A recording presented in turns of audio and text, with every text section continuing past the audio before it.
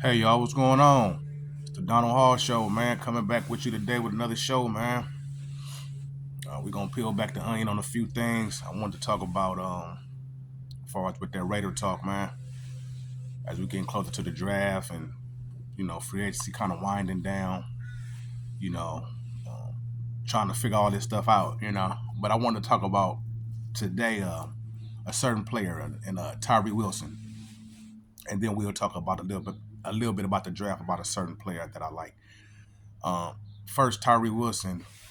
Um, when he came out in 2023 out of Texas Tech, you know, I was a little skeptical at the time when we drafted him. We drafted him seventh overall, and that was the year that Jalen Carter came out. And I know the stuff happened with him at Georgia or whatever, and that maybe dropped his status a little bit far as where he got picked there. But I liked him, way better than Tyree Wilson. I thought he was a better player. I thought he was more dominant and all them things. But I know, as far as the off the field stuff, maybe scared the Raiders out of taking him. And so with the Tyree Wilson, I know he came in with the fractured foot the first year, and you know he got off to like a slow moving start. But I just didn't. I never seen it. I never seen it in him, far as being an impact player. To get drafted that high. He got drafted seventh overall. Them type of picks supposed to be impact players. Dominant. Come in and change the franchise type players. And even in college, I didn't see that.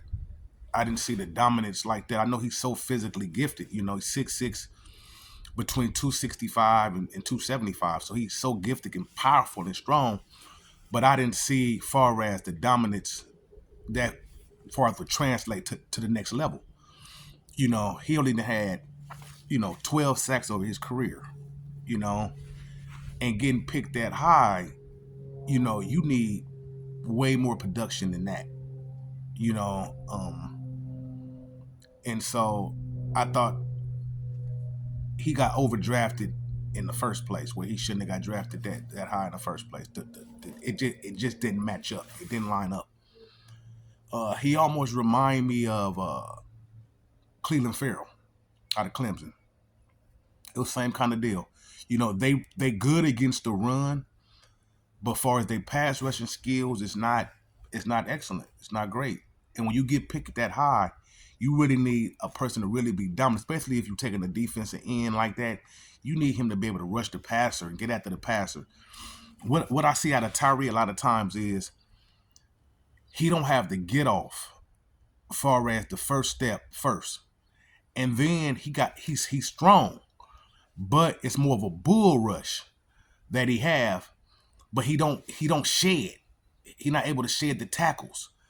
And so his hand movement in that, he don't have a swim, he don't have a bend. When you coming off the edge, you need that bend, you need that quickness coming off when you trying to get around them tackles, or you need to be able to swim. You got to have different technique of moves that can work against the tackle, because the tackles are premium players now. They just not no scrubs no more. They getting paid a lot of money now on that side. So you need, different moves and developments that can, go premier. And I haven't seen that over these last 3 years. I haven't seen a development. And that, like I said, it was him coaching, whatever though. But it just haven't been there, far as him being a defense and being a dominant player at where he at in his career. I know they slid him inside to D tackle, and that worked out a little bit better because he wasn't coming off the edge, because he using his brute power and strength. He kind of was better aligned to be a D tackle to me, in regards to getting upfield, collapsing the pocket, and getting that rush from inside more than outside. And so, through all these regimes we didn't had, it may be coming down to the last time, or the last turn for him, though, man. Subscribe to the channel, y'all. Tap in with me, man. Tell me what y'all think. You think we should keep him, Tyree, or you think we should move on from him? So this kind of what's been going on in the past with him, far as I just don't see the pass rushing ability in him, far as coming from a 4-3 edge. not having the moves, to take over games and stuff, where he was picked at. And he had 35 pressures last year. He had 4 sacks, but from a 7th pick, man, you need a lot more, man. And that's why I said Cleveland Farrell, because Cleveland Farrell then went on to have a serviceable career. But with the Raiders, where he was drafted so high at, he could have never really did enough to like supplant like that 4th pick. So he'd have been other places. He'd been a good run stopper, situational, this and that. They can work with that. You know what I'm saying? Because he wasn't their 4th pick. He was ours. So we expected him to do more with us. And the same thing with TYREE. He may go somewhere else and play better. But with us picking him 7th, we needed him to be coming and be more dominant. And he haven't been that. He haven't been that for us. And so I think this is coming down to, it's being his last term, with this regime. We're going to a 3-4 now. And I think he actually fit better in a 3-4 than a 4-3. Because you want your 3-4 edges to be kind of bigger, almost in a D tackle sense, as far as weight, 290, 280, around there, where they can hold the edge up, take on double teams, collapse the pocket, good against the run. That's what you kind of want from your 3-4 edges, while your outside linebackers, your outside backers is kind of the rush ends, and the linebackers kind of flow. You kind of open it up for them to fill in and make the tackles and all that in the 3-4. So I think that actually may be a better scheme for him, is the 3-4. I think so. I think if he have a chance to flourish, it's going to be in the 3-4. Because he is pretty good against the run. He can hold up blockers in the B gap, C gap. He can hold them up. Hold up the offensive lineman. When he engage, he got a good bull rush, but on the edge it's not quick enough to get in. But if he just collapsed in the pocket for the outside backers to come in and rush, then if that's what he asks to do, then that may be a quittable job for him to do. But we can't be thinking this guy is going to come in and from now on and get 10, 12 sacks a year. To me, he's not that guy. He didn't have 12 sacks his whole career. It's not that guy. It's not that guy. That's why I say sometimes when you move on from him, the other team look at him different, because it's like we got a specific role for him to do. And long as he do that, we fine with that. But when the Raiders drafted him 7th, they're asking him to come in and be impactful, be dominant. So we can't look at him like that no more. Like he gonna come in and be a dominant player like that. Then we still waiting on TYREE to. I don't think that's gonna happen. I think his ceiling is already set. Far as he can be a really good player, but his role got to be really defined on what he's doing. Tell me what y'all think, Raider Nation. Keep TYREE or don't keep him? Going to a whole new scheme, whole new plan. Is he going to be part of the new regime? Or are they going to fade him out? Subscribe to the channel, y'all. Y'all tap in. Put in the comments, man, what y'all think. Y'all like Wilson or not? To me, this is it. This is it. With this regime, if he don't make it through this regime, this is it. But his role got to be defined. And I think a 3-4 rush in, coming off the end, collapsing the pocket, being stout against the run. I think if you ask him to do that, I think he can do that. But if you ask him to rush the passer and get after the passer, I think that's too high for him in that regards. You ask for 4 or 5 sacks a year. But when you get draft 7th, you looking at a 10 or 12 sack guy. That's what you looking at. That's what you want. But to me, he don't have the quality as far as the rush techniques. He got the bull rush, but he don't shed. Like I said, he don't have a swim move. He don't have bend coming off the edge, and his first step, his get up, ain't great. And to me, to be a great pass rusher, especially on the edges, you need them three qualities. You need great bend, you need a first step, and you got to have some swim moves. You got to have some move inside rip moves. You got to have some moves, man. And he haven't shown that. And so I'm hoping, you know, next year Kubiak and Rob Leonard, man, they just define his role in the 3-4. Like I said, because he got the size to do it. Got the size, 6'6", between 265 and 275. He can do it, but define his role for him so he could, you know, just attend to that instead of we expecting this man to come in and be a 10 and 12 sack guy anymore. It ain't happening. I don't believe that. I don't believe it. And so, you know, we got to just look at that, and hopefully he'll be better next year in this role, you know, because that 4-3 edge to me was just too much for him, far as in that, in the production that we really need coming off the edge. You know, you got Max on the other side.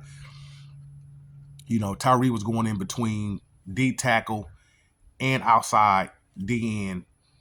And like I said, it's just not enough production on the other end. That's why they didn't went out and re-signed Combs. They got Quiddy Pay from the Colts. Bringing back Charles Snowden. You know, so we can get some edge rushers outside of Max that come off the edge and bring some heat. You know, we need help right there. We thought TYREE was going to be able to do it, but he's just not that guy. And like I said, Jalen Carter was the better player coming out of college. You know, I was screaming off the board, take him. You know, but they, you know, they decided on, you know, Tyree Wilson. You know, so here we are. You know, and you know, so we'll see going forward with that. You know, how that end up working out. And I wanted to talk about the D tackle position. You know, I know we talk about the draft and like how fluid it is, how, you know, right now we're just revolving, you know. You don't know who's gonna get taken before and this and that. So we're trying to like figure like, you know, who gonna be where, you know. And it's like, I know I said in the last take, looking at the wide receiver and looking at the running backs, you know. Looking at the offensive lineman, looking at the D tackle. I know I said Lee Hunter for the D tackle, you know, not knowing if he gonna beat it or not in the second round. But then I went on to the wide receiver saying that, you know, if a wide was there, Denzel Boston or Concepcion, you know, maybe we could take them. Maybe they might be going in the second round. You know, so I'm gonna come out with a 4-round mock draft on Friday. You know, so we could you know, get into more because it's forever changing. You know, but it's a guy in the third round, if he lasted, Dominique Orange from Iowa State. Big citrus. You know, 6'4", 335, man. This dude can play. 24 tackles, 13 solo, 4.5 for loss. He collapsed the pocket. He only a 2-down player, but in them 2 downs, he a great run stuffer. Squatting 650, benching 450. Man is strong and stout. You know, his pass rushing capabilities ain't great. You know, he don't really rush the pass, but if you want a 2-down backer, you know, up front nose tackle, zero technique, zero tech, you know, I can work with that if he lasted to the third round. If we're going to go Mendoza, then we're going to go for a wide receiver in the second round and not a D tackle in the second round. Maybe we go D tackle in the third round. In the second round, like I talked about, Concepcion, if he there. Concepcion, who else? Denzel Boston. You got Malachi Fields from Notre Dame. Got some guys, man. The Zachariah Branch from Georgia.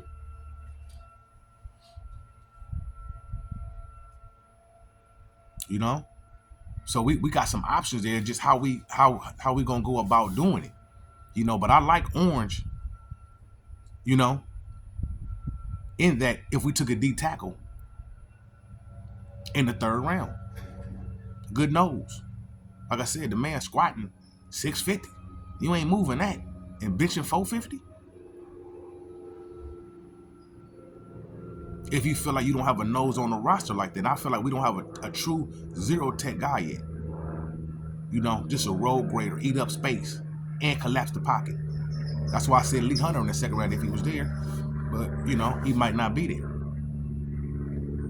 You know, I'm going to probably try to do a mock draft every week until the last week, where that Monday I'll do a final mock draft that Monday before the draft. You know, but this stuff is forever changing. Trying to figure out what we need. Should we get the wide before we get the D tackle? Should we get the offensive guard before we get the wide receiver? Tell me what y'all think, Raider fans. Should we get the wide receiver first before the D tackle? Or the D tackle before we get the wide receiver? What you think is more important to get first? Or the offensive guard, offensive tackle? You know? I believe we need a tackle, a defensive nose tackle. If I can get a Lee Hunter, if he was there, premium player like that in the second round, I'd do that. But if not, if Caleb Banks from Florida don't drop, then I'll take a wide receiver. Take a wide receiver. Malachi Fields, Notre Dame, 6'4". If Denzel Boston and Concepcion is not there, then the third round I make spin around and then go get a D tackle. Like I said, the Dominic Orange. So we still stuff we got to work through in farther the details in the draft of how we gonna go about formulating the team. You know, long as we getting better, long as we, you know, we identifying what we need, who we need, and going to get them. You know, but I just wanted to tap in with y'all and you know, tell you what I'm thinking right now. Just like I said about TYREE Wilson and where he at, and about another nose tackle, you know, going forward, you know, in the draft, depending on how I lay out. You know. But coming up soon on one of my shows, man, in the next week or two, I'm gonna have my folks Jerome on, my friend, my brother, and we're gonna be talking about this Raider talk. And we've been friends over 40 years, man. So we're talking about this a long time, and just our journey as far as in sports, man. You know, baseball, basketball, football, all the stuff that we lived it, then drunk water with it. Just it's all we did. And so I'm gonna have him on in the next week or two. So I want y'all to, you know, stay tuned for that, man. We just gonna chop it up, you know. And I want y'all to go to the website, man. The Silver Age tees, man. The t-shirts, man. SilverAgeTees.com. Y'all check it out, man. The t-shirts, man. And the Heavy Threads apparel. Got t-shirts, sweatsuits, hats, everything you need. All the apparel for clothing, man. Y'all tap in and check it out. You know, but I'll be back on this week, probably Wednesday, man. So we can chop it up some more, man. So we can get more into it as we get closer to draft time, winding down the free agency, man. So we can get into it. You know? So God bless everybody. Gone.